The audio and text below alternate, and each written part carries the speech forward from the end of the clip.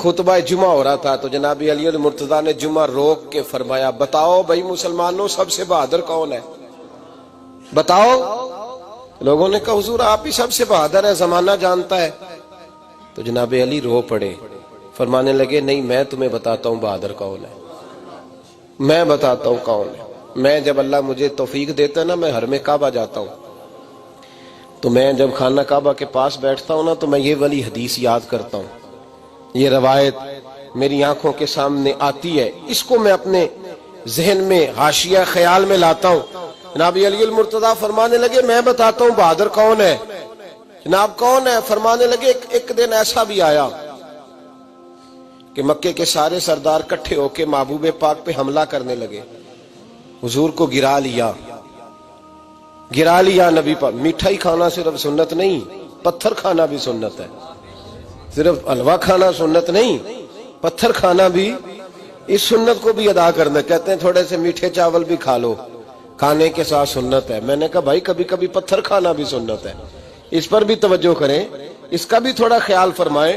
کہتے ہیں حضرت علی کے کفار مکہ نے نبی پاک صلی اللہ علیہ وسلم کو گرا لیا اور معاذ اللہ تشدد کرنے لگے۔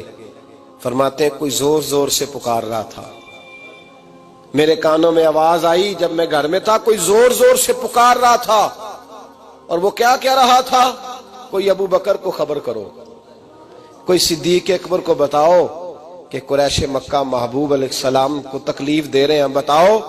حضرت علی کہتے ہیں جب تک میں باہر نکلا تو میں نے ابو بکر کو دوڑتے ہوئے دیکھا، صدیق اکبر کے پیروں میں جوتا کوئی نہیں، سر پہ ٹوپی کوئی نہیں، تینوں لب دیاں آپ گواچے، سانو اپنی خبر نہیں کوئی۔ کہتے ہیں بھاگتے جا رہے ہیں، اور پھر جب صدیق اکبر پہنچے تو میں دوڑا آ رہا تھا اور منظر دیکھ بھی رہا تھا کہ ابو بکر صدیق نے ایک کافر کو ادھر پھینکا، دوسرے کو ادھر پھینکا، تیسرے کو ادھر، اور ساتھ ساتھ فرماتے جا رہے ہیں ظالموں اسے مارتے ہو جو تمہیں جنت کا راستہ دکھاتا ہے، ظالموں ان پر تشدد کرتے ہو جو تمہیں جہنم سے بچاتے ہیں، جو تمہیں اللہ کا قرب دیتے ہیں، جو تمہیں دنیا کی آزمائشوں سے بچانے آئے۔ کہتے ہیں جب جناب صدیق اکبر نے دیکھا کہ پیچھے نہیں ہٹ رہے، بڑا مشکل کام نہیں کسی کے حصے کی مار کھانا، دین کا نام لے کے اپنا قد اونچا کرنا بڑا آسان ہے، لیکن 4 اینٹیں اٹھا کے کسی مسجد میں لگانی پڑ جائیں تو لوگوں کی شان میں کمی آتی ہے معاذ اللہ۔ جناب ابو بکر صدیق رضی اللہ تعالیٰ عنہ حضور کے اوپر لیٹ گئے، اور مولا علی فرماتے ہیں نبی پاک کے حصے کی ساری مار ابو بکر صدیق نے کھائی، اور اتنی مار کھائی کہ بے ہوش ہو گئے۔ ان کے قبیلے کے لوگ آئے، اٹھایا، اور قبیلے کے ایک شخص نے کہا قریش مکہ یاد رکھنا اگر ابو بکر کو کچھ ہوا تو تمہیں بدلہ دینا پڑے گا۔ لے گئے۔ ان کی اماں کہتی ہیں ساری رات میں اپنے بیٹے کے زخم دھوتی رہی اور میں روتی رہی، ساری رات میں پٹیاں کرتی رہی اور میں پریشان رہی۔ برادری ساری کٹھی تھی کہ ابو بکر کو ہوش آئے اور وہ بتائیں کون کون شامل تھا تو ہم بدلے کی کوشش کریں۔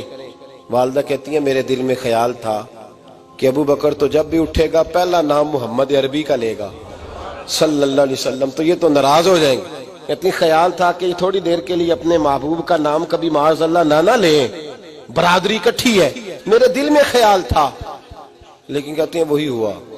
حضرت سیدنا ابو بکر صدیق کی آنکھ کھلی، کہا حضور کا پتہ بتاؤ۔